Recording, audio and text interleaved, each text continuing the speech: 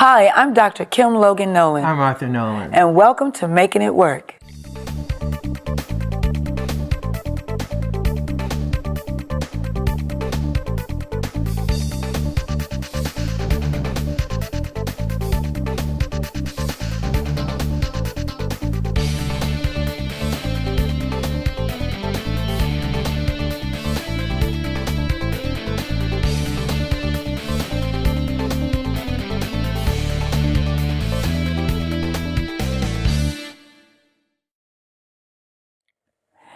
We are so happy today to have a very special guest. All our guests are special.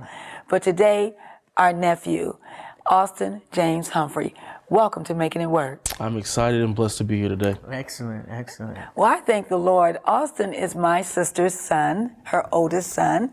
She has two sons, and his brother's name is Jaron, who is a sophomore at Southern University in Tennessee. Austin, what's going on? Everything's going well. I'm about to graduate in just a few weeks from Oakwood University, so I'm excited about that, getting my BA in theology and a minor in biblical languages. Biblical languages. Okay, so that's Latin and Greek. You can speak all that? Hebrew, all that. All so, that, yeah, yes. I know that well. Speak a little bit for me. I wasn't prepared to bring anything today. Well, today our program is entitled God's Setup. Indeed, how God has set Austin up. And Arthur, you remember Austin's first haircut? He was with us. He was 4 years old. Absolutely. We took him. And his parents. I took him to the barbershop. Yeah, and I went because I was trying to direct things. Yes, I still have those pictures. We took him to the zoo in the stroller. Baseball game. Oh, we took him to took him to see the Tigers. Yes, right. You know, do you remember any of that? All of it. I remember, especially the Tigers game. Love that. Love that. But he's always been so faithful, very caring, reaching out to us as his aunt and uncle. Well, I think it's just the communication is really, it's been positive and no strings. He feels comfortable in communicating with me most of the time. But he beat you in basketball. Have you let that go? He won't let it go. Listen, He just won't let it go. Austin knows that he was taught how to play basketball by me. By you. Of course. Okay. Him and his brother. Yeah, right. Well, we want you to tell our viewers today about how God has set you up. And when you listen to that, it sounds really kind of harsh, but we're going to let you tell the story. You were born and raised in Chicago, Illinois. That's right. Yes, ma'am. And you were a product of the Lake Region Conference. And the Lake Region Conference is one of the conferences that's located within the North America Division. And we are here within the 5 states of Minnesota, Indiana, Wisconsin, Illinois, and Indiana. And that is known as the Lake Region Conference of the Seventh-day Adventist Church. So, I'm really concerned about where his choice of where he intends to go when this is all done, when he's getting ready to get his degree and they give him a call at certain. I know he's. Well, we're gonna get to that. We jump in ahead of schedule. Well, I mean, I'm just anxious to hear that. Okay. Well, we're gonna let you know about where he would like to go versus where God wants him. And I know he's open to God's will, but can you tell us what happened or your story when you left the Lake Region Conference, and where did you go? Well, we left Lake Region Conference in 2003. Went to Huntsville, Alabama, where my dad, James Humphreys, got the job as chaplain at Oakwood College, which is now Oakwood University. He served there. It was a great job for him. He loved it. When he left Lake Region, he had a lot of things going. He was a youth director, as you all remember, at Lake Region Conference. So he loves young people, his passion for ministry, and it just kind of carried over to Oakwood University in a major way. We moved in 2003. It was exciting for me, my brother, new setting, new friends, new family. At first, I wasn't really in agreement with it at first. The adjustment was tough, but it's definitely a blessing now when I look back on it. In 2005, tragedy struck our home. He passed away. May 2005. Can you tell us how and what happened that day? It was tough. That day, he woke up and he had made me and my brother our favorite breakfast sandwich. And it was, of course, egg stripples on hoagie bun, toasted to perfection. What's a stripple? And the stripple is basically veggie bacon. Soy bacon for our viewers. And we just loved it. And he would fry it up, to perfection. I always loved mine with cheese, just a little bit of jelly on it, and it was awesome. And he said to himself that it was just a little bit of pain, and that he was thinking about going to the doctor after he dropped me and my brother off for Pathfinders. So he got dressed, and he was getting in the shower, and I got in the shower. And the next thing that I can remember is my mother screaming in her room, saying, "Austin, call 911." I hopped out the shower, put some clothes on, and rushed to my father's aid. And I can remember just a surreal experience. Never forget talking to the 911 person on the phone, and just how it just seemed to me it was taking so long for emergency to get there. Just kind of watching my father's life just be sucked out of him. So we did CPR, my mother and I. I can't remember where my brother was, but we are calling 911 and I'm doing CPR. And I can remember that it just wasn't working. And I just began to beat on his chest and calling his name, but he's just not responding. And eventually emergency gets there. They pull me away, and I can just imagine I'm just in shock, praying to God that he'll be revived. They take him to the ambulance truck. My mother goes, and my neighbors across the street take me to the hospital. But that day, by the time we had got there, it was just too late, and he had died in the ambulance. So it was definitely a tough experience for myself, for me. And I think that's where I kind of felt like God had set my family up. Everything was fine where we were, so I thought, at Lake Region. I loved my church, I loved my community, and I just felt like, why would God bring us there if only to experience pain and sorrow? And so for a long time as a young man, I always felt that when my dad needed me the most, I just couldn't do it. When he needed life, I could not bring it. And so as a young man, as you all can imagine, that was very difficult and hard to handle. I believe I was a freshman in high school, so I was either 15 or 16 around the time. And it was just a tough experience. I was going through a transition, got into a new school. I was very excited. Girls, I was really starting to talk to girls and really started to get into the thing and, playing sports. And I can remember playing ball with my dad the week before and how much fun we had. And some of those things I just could not believe were taking place. For a period, no one could talk to me. No one could tell me what to do. No one could tell me how to act. I remember that I was angry all the time. My attitude was nasty.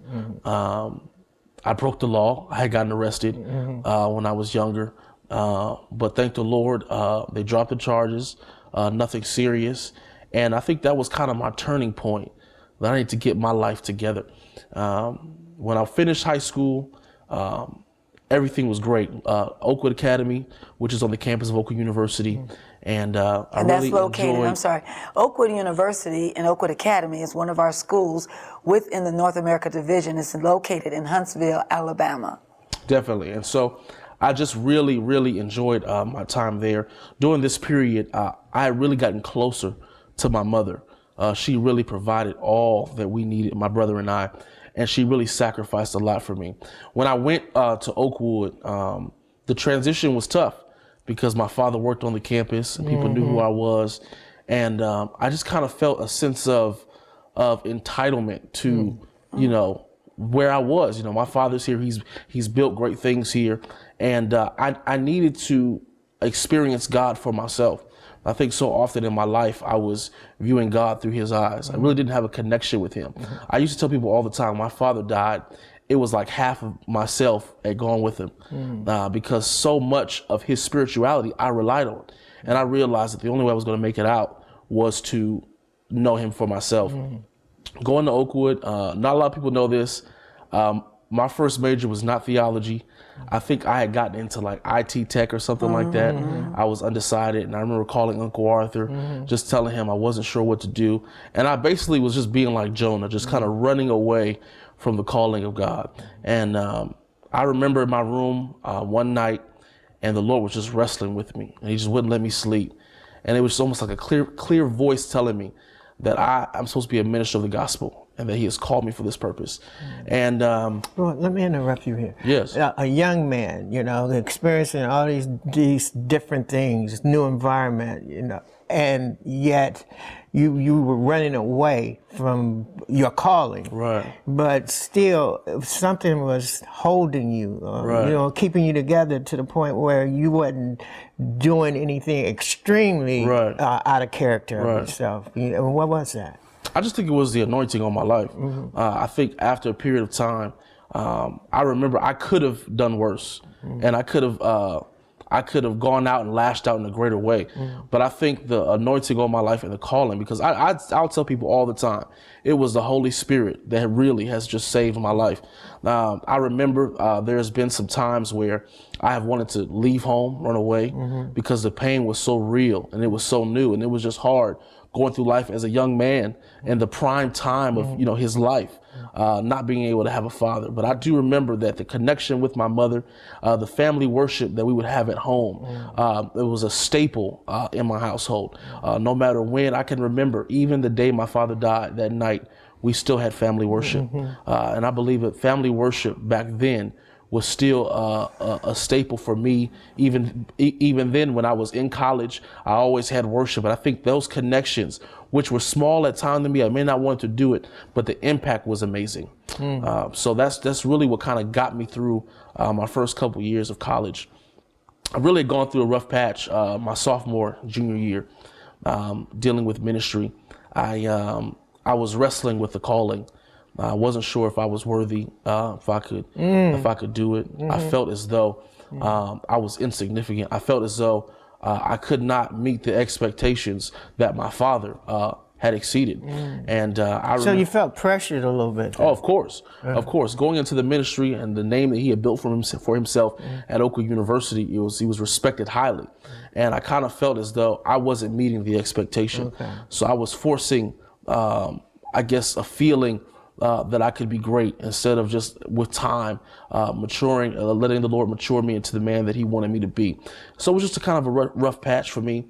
My grades slipped, not afraid to say that. The Lord took me through a period where I needed to find myself and start over and become really just brand new. I think that in that year I got close to my brother. I got closer again with my mother. And I think that through just the power of family, and you all know, you all helped me, and I believe that it has just made me a better man. I've realized that my father, his only expectation was to see Jesus, and his standard was God. And once I took my focus off my father's accomplishments and faced my eyes toward the cross, I realized that even he was insignificant without Jesus. And so I realize now that no matter what I've done, no matter where I've preached, no matter who I've met, I still remember that we are all at the center of the cross. And if we keep our eyes on him, then we'll be all right. And so that was kind of my staple to get me through the rough passage. I believe that God he kind of has a sense of humor. I always tell God, I never want to be a pastor, never. I used to be, here at Lake Region camp meetings, and I would just hate the process. I would hate doing it. I would hate having to go, wake up early, pack up the car, pack up that van, go all the green way and white down. van. Green and white van. I hated it. And now I find myself can't wait to do it. Can't wait to be in the ministry that my father was in, and I can't wait to make an impact. If my life can be just half of what James Humphreys did, then I'll be satisfied.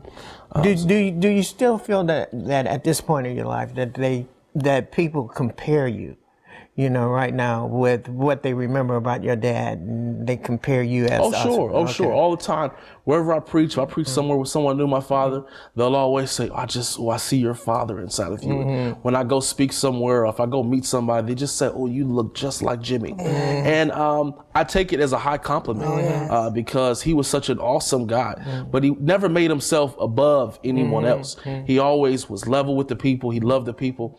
And I think that it's just an honor to be called a son of James Humphreys, but also I have to remember I have to make a name for myself. That's right. I know that the people when they see me when I preach, they're not going to see James Humphreys. They're going to get Austin Humphreys in his new way. Yes. But I still have the same values that my father did. I still have the same vision, the same passion for ministry.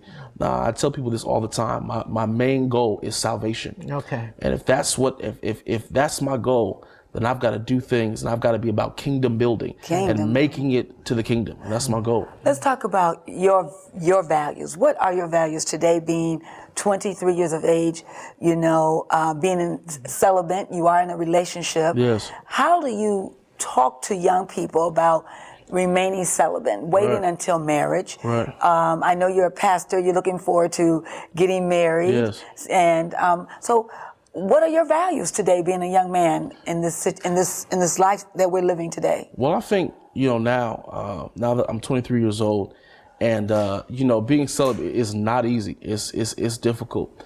But I know that when I speak to young people about it, I have to be real. Those feelings are there. And I think that I've made a commitment to God, and I've made a choice to stay celibate until I get married, until I receive the proper, covering and blessing to receive that. I think my values, they really haven't changed as far as who I still am today. I still have a strong prayer life. Mm-hmm. I think a part of it is my relationship with Jesus Christ. Mm-hmm. Yeah. I think, I tell people this all the time. I said, I talk to God as if, he's like my homie, my best friend. I talk to him all the time when I'm driving, when I wake up in the morning, when I go to bed at night, when I'm at work, even when I'm about to preach. I just always in constant communication. And that allows me to be able to hear his voice and to make the proper decisions now. I think now that I'm older, I'm realizing that it is hard to walk through this life without having a connection with him. Yes. And So one of the things that I think about is that you went through a tragedy. Yes. Especially with experiencing the situation with your dad. And now you have come to a point where you will soon be a pastor in a particular church.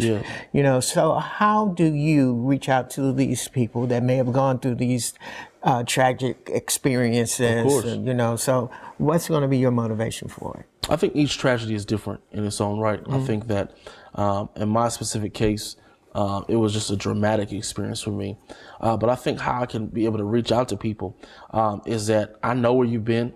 I know what you're going through. I think, but the one thing that got me through was just simply Jesus Christ. And I think my motivation is to restore your peace of mind. Mm-hmm. I think one of the major things about me when I went through my tragedy is that I had no peace. Mm-hmm. I hated myself. I hated God. And, sometimes we have to realize that God does certain things, and it's always for our good. And I think that's kind of why I feel like God set me up, because I knew for a while that I was called to the ministry, but I did not have that close relationship with him. When my father passed away, it was difficult, and I felt as though I just wasn't going to make it. But I realize now that through his death, new life has resurrected in me, and that I have a life and I have a certain peace that just passes all understanding. And I'm thankful now that, people ask me all the time, would you change anything right now? Would you if you can go back in time and change it and do anything all over again? I just don't think I would. I think I'm glad that my father is resting and waiting for the King of Kings and Lord of Lords to call his name. And I'm thankful that through his death, I have new life. No, go ahead. No. And so I just feel as though when I see people and see what they're going through, I want them to experience, and it's difficult. The grieving process is hard. It doesn't take, it's not just going to be a 12-step process that you go through. It's not going to be just, a few sessions with counselors. It takes years to get over things of that nature. Doesn't matter who it is. It can be a brother, it can be a sister, it can be a grandmother, aunt, uncle. It doesn't matter. Losses are real and death is real, but I serve a Savior who still lives, and I want to get that message out to all the world. That's a blessing. Yesterday when my nephew came here to preach for a youth federation, and we have it in the spring and the fall. And what that is for the young people from our 21 churches within the Motor City District of Detroit. And Austin was invited to be the guest speaker. And when you were preaching, someone turned around afterwards and said, I see a little bit of Dr. Kim in him, and here we are, family. And I was just I was really blessed. But here we are from a family, our Taylor family, your father, Uncle Derek, right, cousin Ricardo, right, your mother, right, me. Right. Here we are, all speakers Right. and preachers and eloquent before the Lord. Even Uncle Arthur, Right, of course. in his own right. I know it's a gift from God, what we have, not just a gift to gab, but when we say things with substance. Right. And we are all here serving the Lord and in the midst. I want to tell you something. I don't know if you knew this story. I had talked to your father then on I guess that was April 30th. And that Saturday night. And I was making a decision whether or not to be stewardship leader. And stewardship leader is like a trustee and helping with the finances of the church and the programs of the church. And I didn't want to do it. And I didn't even know what it was, okay? And your father said, sis, you need to pray. And he said, you need to pray at 5:30. And I said, is that a.m. or p.m.? Right. And he said, sis, that's a.m. Yeah, He said, I need you to get on your knees and pray. And God is going to open that door for you. He said, but call me tomorrow, and I'm going to do some research for you. And but I feel that you should do this for the Lord. And I said, brother, I just can't, do this. And he was my pastor. That was my pastor. I got the call from Micah, or that morning that he was sick. Right. Then I get a call that he had passed. Right. I said, that can't be. I just spoke to him. Right. And it was, again, God saying, the setup. Right. But I've got to tell another testimony, and I'm not ashamed of what God has done. My husband and I was in some financial situation. Right. And your mother had received some finances from your father's life insurance. And our house note was 3 months behind. Wow. Gone into foreclosure. Wow. Going into foreclosure. And your mom called me, and she knows as sisters. She said to me, what's wrong? I said, nothing.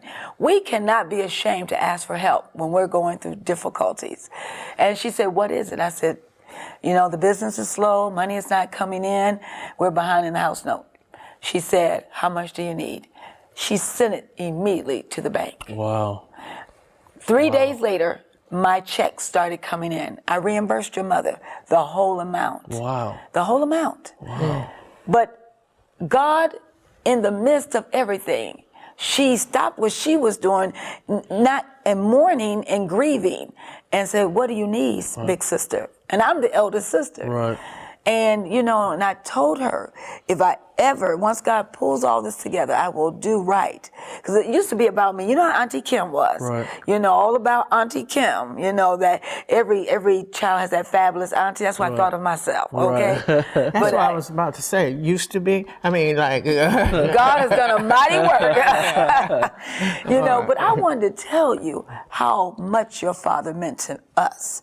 And the fellowship we all had together when you were babies. Right. And you remember, you were born with you didn't talk about that, how you were born with a hole in your heart. Hole in my heart, Well, before you talk about that, I think what's important is the fact that the relationship that we all had is different. Right. My relationship with Jimmy was different. Right. But it was to the point where he allowed me to express my feelings to him, and he was encouraging, because I was not born into the Seventh-day Adventist faith. Right. And he walked me through and showed me the humility that was required for me to understand what it really meant to love Jesus and to really be motivated enough to extend myself and to be more inquisitive to understand what I was getting myself into. Right.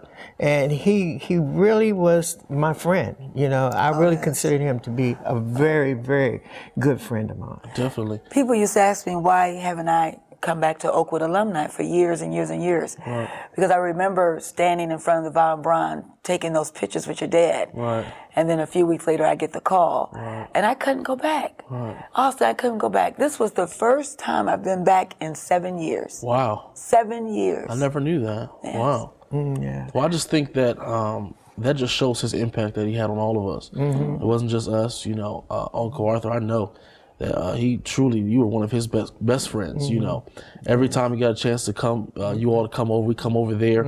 You know, he would always want that time. We would go to bed and he would just sit up and talk to you. I always used to wonder, you know, what would you all talk about sitting up? And now that I'm older, I get to sit down and just talk to you, and just you get to pour into me. And you know, Aunt Kim, he loved you just as a sister. And I think that when we get to the kingdom, the embrace that we all will share. You know, I think that I can't imagine what that's going to be like. Oftentimes dream about, you know, what will I do? You know, what emotions will I have?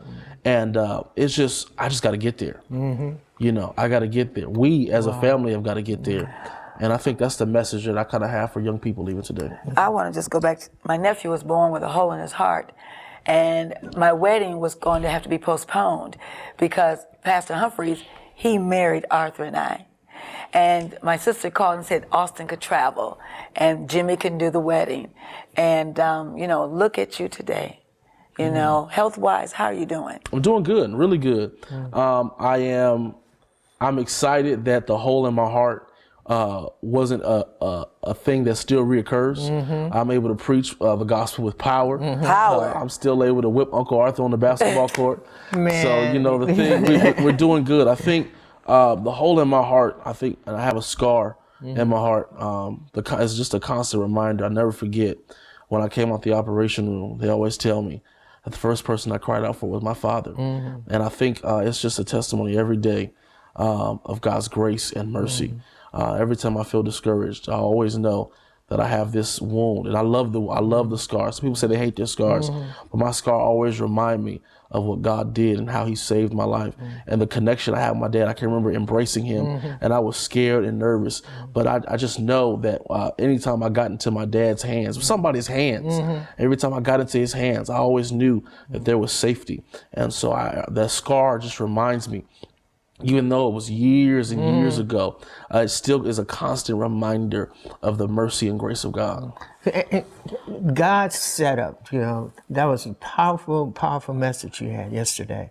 But it made me think about how we think about setup. Right. A lot of times we think about setup from a negative perspective. Right. But in this case, it was positive. It's a positive thing. You know, God set us up because he saw what was down the line. He saw our future, and he was actually trying to prepare us. I agree. You know, so, you know, I agree. that first thought, instead of it being negative, we had to realize if it's coming from God, it's going to be positive. Right. Definitely. I think the setup, I think God sets all of us up in different ways. Sometimes it's a setup we won't even know about. We look at how God has spared our lives, and we can always say that, you know, when we see it and we look back over it and we see the route that we wanted to go was not the best. I still even, you know, remember not being outside of my father. I know God has set me up to where I could have made decisions, but things happen out of nowhere. And I believe my life, I'm still here because he set me up. So anytime he wants to set me up, he can do it. He known can do it. and unknown. So definitely. Right. Well, listen, we're out of time. We have just a few minutes left. I just want to say a few seconds left. God can set me up anytime, and God is ready, and he's willing to set you up. Austin, congratulations on your graduation. Thank you. We will be there to watch you walk across that stage. Yes. And we love you, and may God continue to bless you. I'm Dr. Kim Logan-Nowlin. I'm Arthur Nolan. And thank you, and you continue to make it work. God bless you. Let God set you up. Amen.